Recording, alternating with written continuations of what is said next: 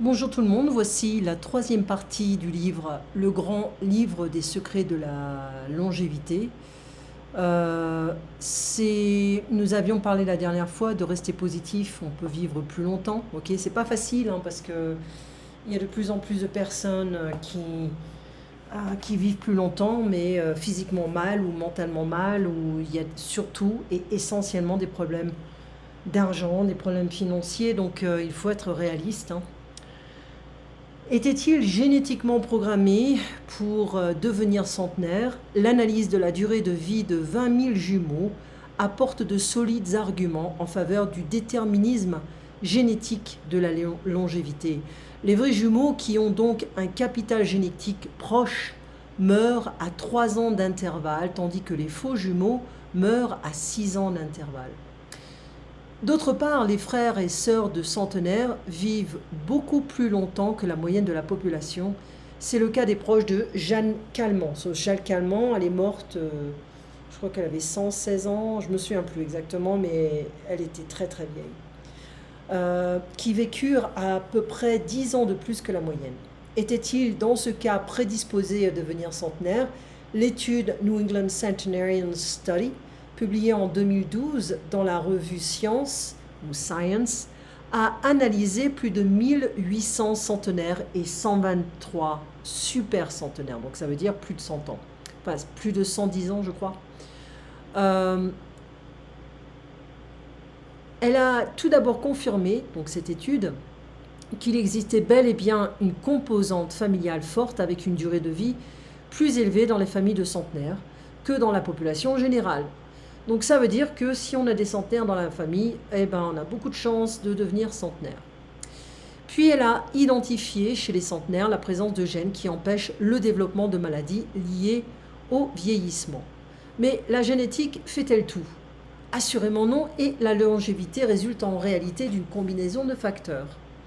Si la contribution de la génétique sur la longévité des centenaires est ainsi établie, nous savons qu'elle ne suffit pas à elle seule à expliquer cette durée de vie. En effet, elle n'y contribue qu'à hauteur de 20 à 30%. C'est donc la combinaison de ces facteurs génétiques avec un environnement favorable qui exerce un impact positif réel sur la longévité. Alors, ce n'est pas que la génétique. La génétique il y a une contribution de 20 à 30%, mais personnellement, je pense que c'est moins que ça.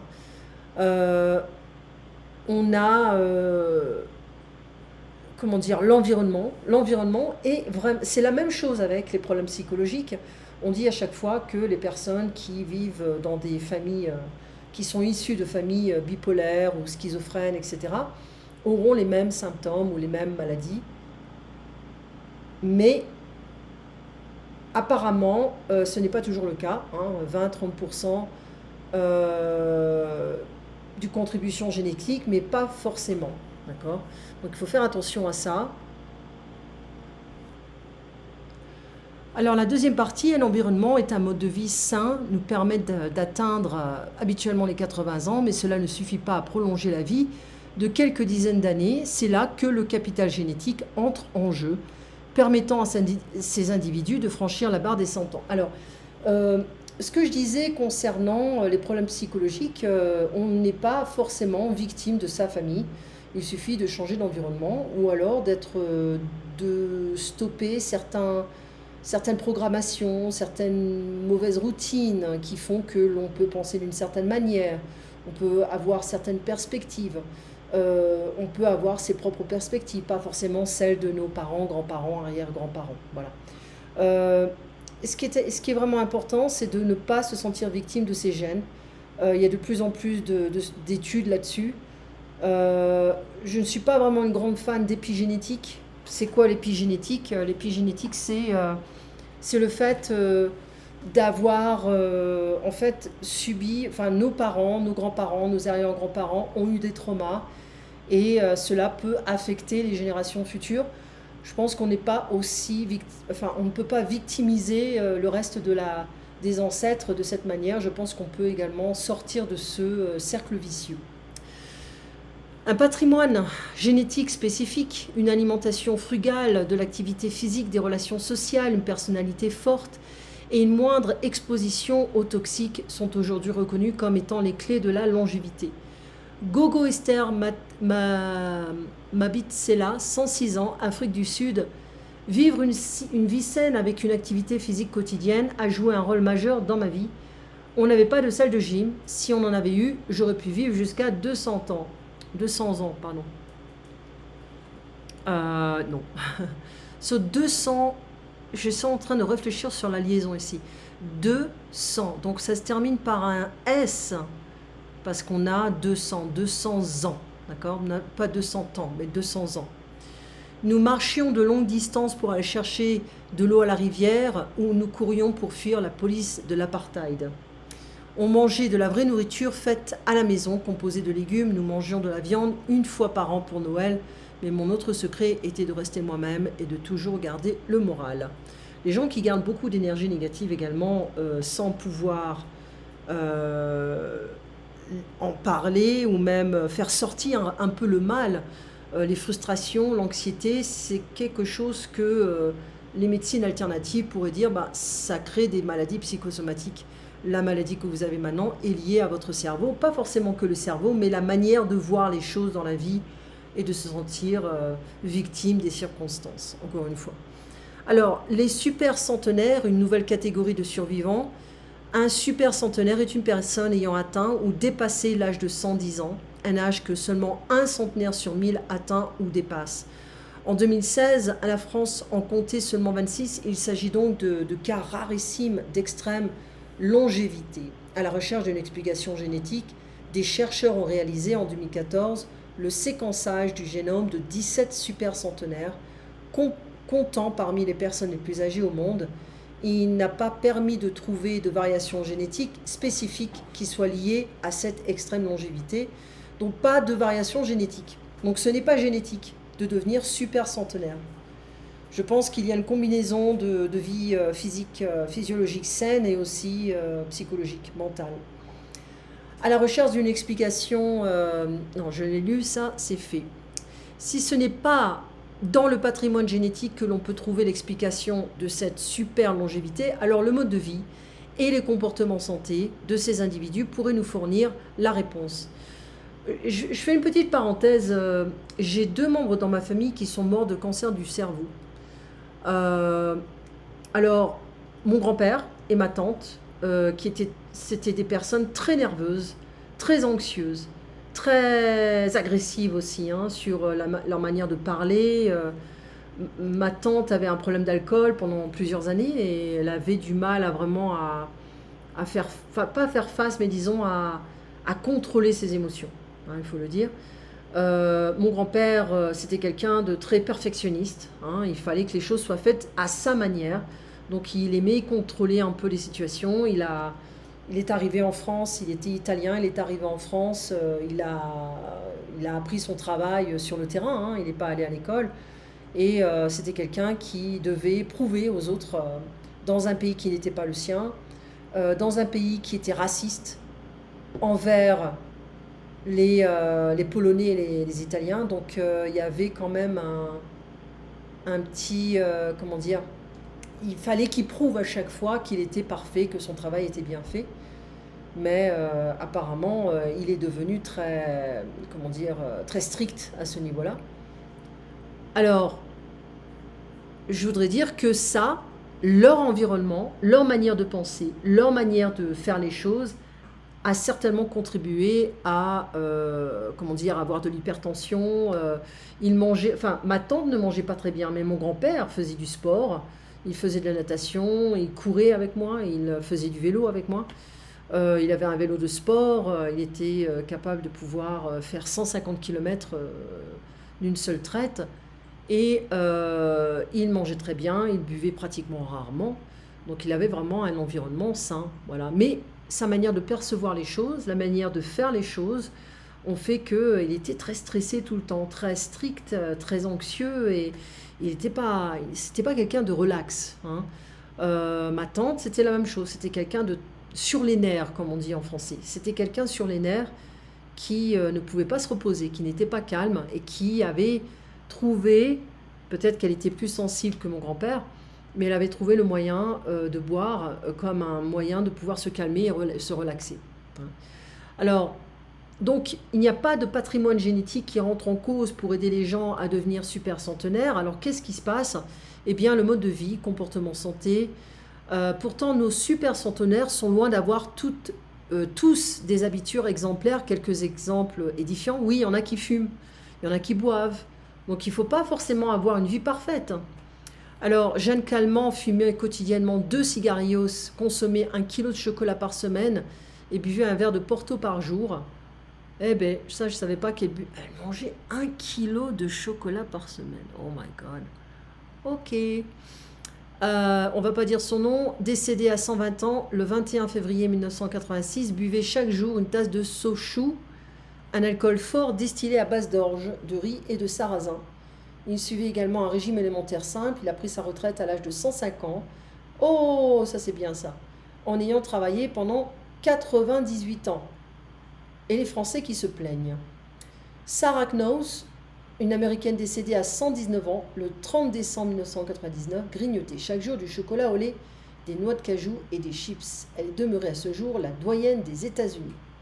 Ces super centenaires font partie d'une catégorie rarissime d'irréductibles. Ils sont des exceptions car ils se situent dans la dernière tranche d'âge, ceux qui jouxtent, en fait qui jouent un petit peu, qui jouxtent le plafond de verre de 115 ans. En fait, ils touchent vraiment les 115 ans, ils vont un peu au-delà. Et c'est probablement pourquoi ils échappent encore à toute explication précise et rationnelle sur le pourquoi de leur super longévité, qui reste encore un mystère pour les scientifiques. Le mystère des survivors. Alors, on va faire le portrait de Jeanne Calment. Et puis on va lire, on va voir si je peux lire, si c'est pas trop long. Ouais, c'est un peu long. Alors, on va pas tout faire. Donc on va faire encore 2 pages. Mais on va parler de Jeanne Calment. Alors, portrait de la doyenne de l'humanité à cette époque. Jeanne Calment, française, est décédée à 122 ans, le 4 août 1997. Son état civil a été validé, ce qui fait toujours d'elle, à ce jour, la doyenne de l'humanité. Wow, 2018. Ses petits plaisirs dont elle ne se cachait pas, 1 verre de Porto par jour, 1 kilo de chocolat par semaine, des onctions régulières à l'huile d'olive sur le corps et surtout 2 cigarios quotidiens, qu'elle n'arrêtera qu'à 115 ans. Sa devise, c'était agir. Elle est effectivement restée physiquement active durant longtemps. À l'âge de 85 ans, elle commence l'escrime. À 100 ans, elle fait toujours de la bicyclette.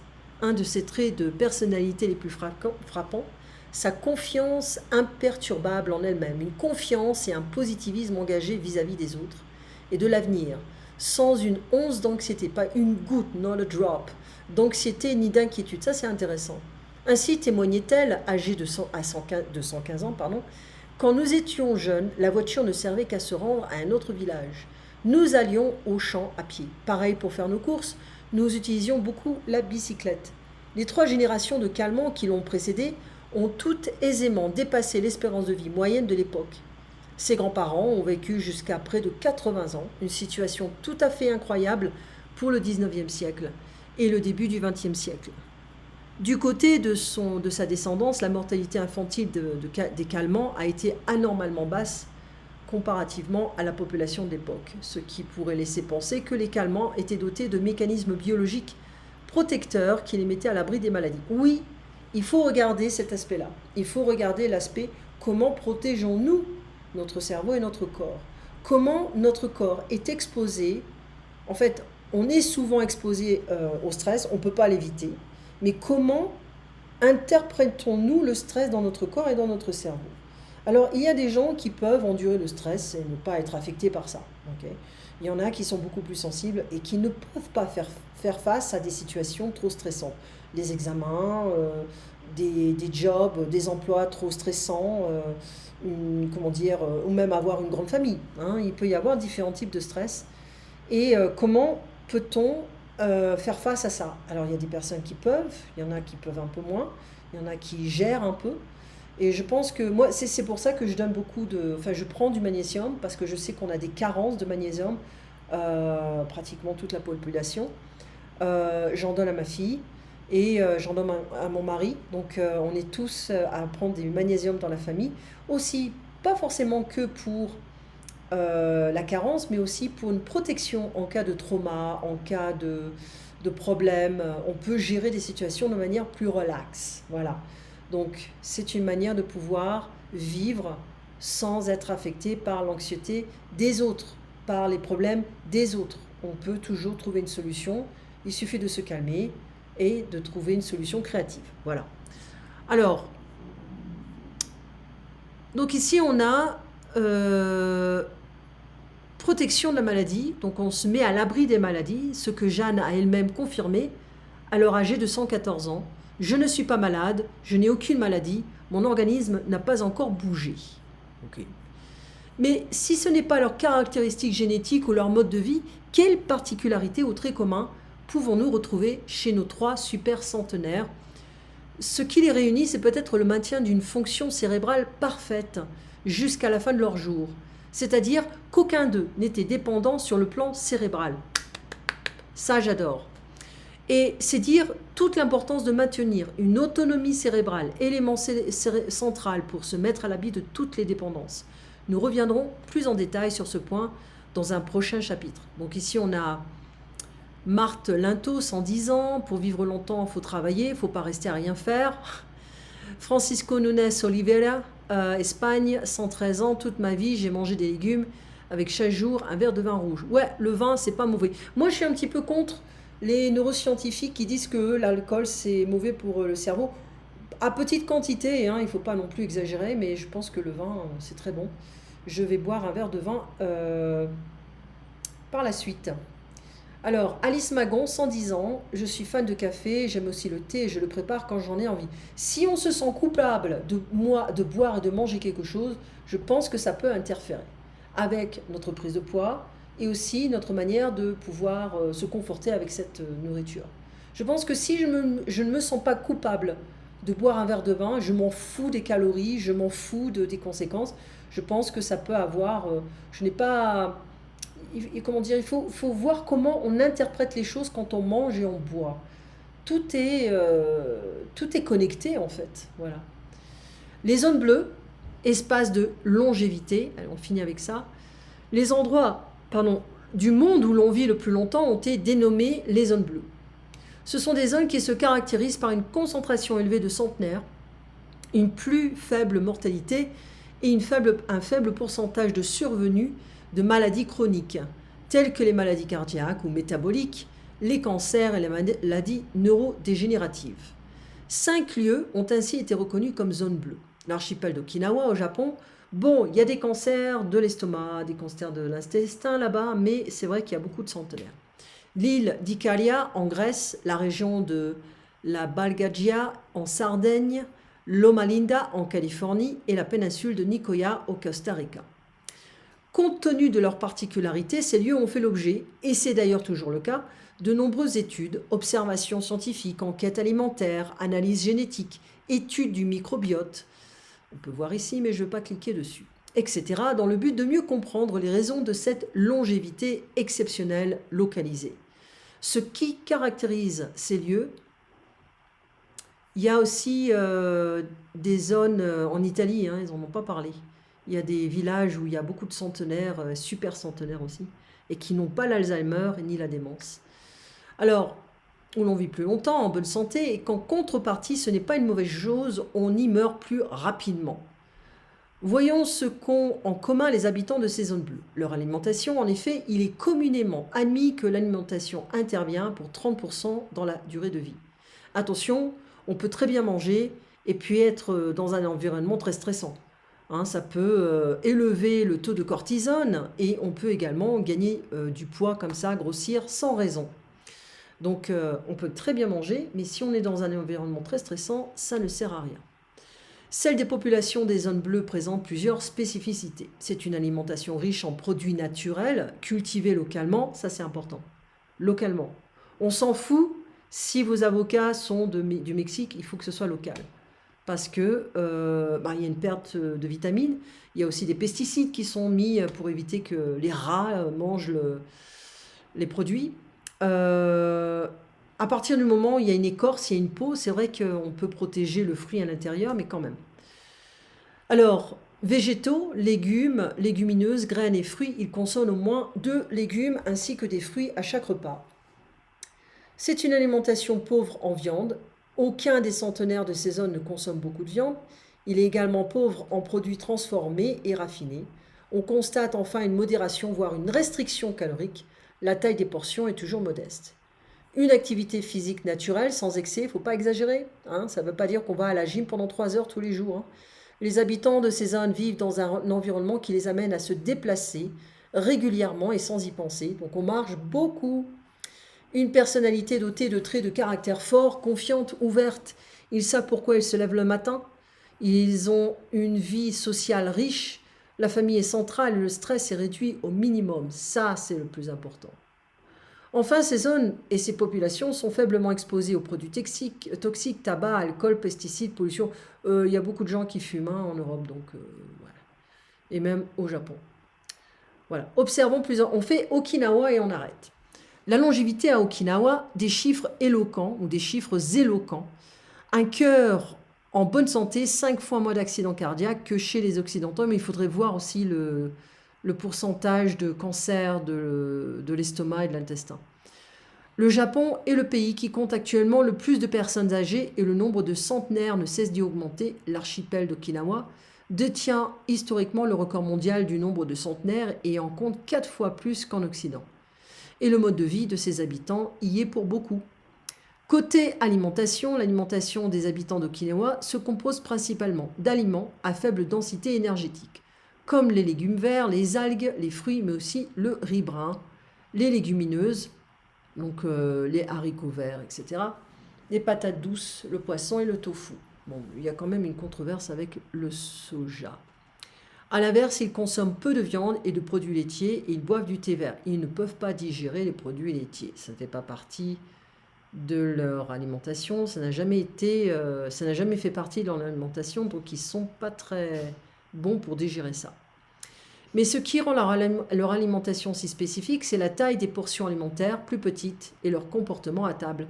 Les habitants de l'île sont en effet plus pauvres que le reste des Japonais. Leur alimentation est donc plus faible sur le plan calorique. Sur le plan culturel, les habitants de l'archipel ont pour l'habitude de cesser leur repas quand ils sentent que leur estomac est rempli à environ 80%, c'est-à-dire avant de ressentir la satiété. Satiété. Pas la satiété, mais satiété. Okay. Alors, cette philosophie est essentielle et fait toute la force de ce que l'on appelle aujourd'hui le régime Okinawa, c'est-à-dire un régime hypocalorique. Alors, moi je ne suis pas d'accord avec ça. Je pense que ce n'est pas bon pour tout le monde, mais c'est vrai que les vieilles personnes mangent moins, mais ça ne veut pas dire qu'il faut aussi faire attention au niveau cérébral, au niveau neurologique. Il faut quand même faire attention. Il faudrait voir le nombre de démences et d'Alzheimer dans ces zones-là. Alors, la restriction calorique a démontré sa capacité à ralentir le processus de vieillissement et à prolonger la longévité. Il est en effet communément admis qu'une réduction des apports caloriques de 10 à 40% par rapport à la consommation moyenne occidentale peut repousser les maladies chroniques et booster l'immunité. Par ailleurs, la plupart des centenaires de l'archipel sont jardiniers et consomment leurs propres produits. Ainsi, ils pratiquent sans effort une activité physique régulière et consomment des produits sains, de saison et nécessairement locaux. Alors, une chose, moi je suis plus partisante du fasting, le jeûne. Il y a un accent sur le U en fait, c'est jeûne comme young, mais avec un accent circonflexe sur le U. Donc ça veut dire fasting. Je suis plus une partisante du fasting parce que ça, comment dire, moi je fais du 16-8, ça veut dire que je ralentis mon système immunitaire, enfin je booste en fait mon système immunitaire, je renouvelle mes cellules, je ne mange pas constamment, j'en ai pas besoin, même si je fais du sport, et voilà, donc on n'a pas besoin de manger toute la journée. Côté mode de vie, l'activité physique telle que la marche, la danse, le jardinage, la philosophie de vie, voire encore ici après, une vie sociale riche, la valorisation de la vieillesse, ça c'est important. Ça c'est important parce que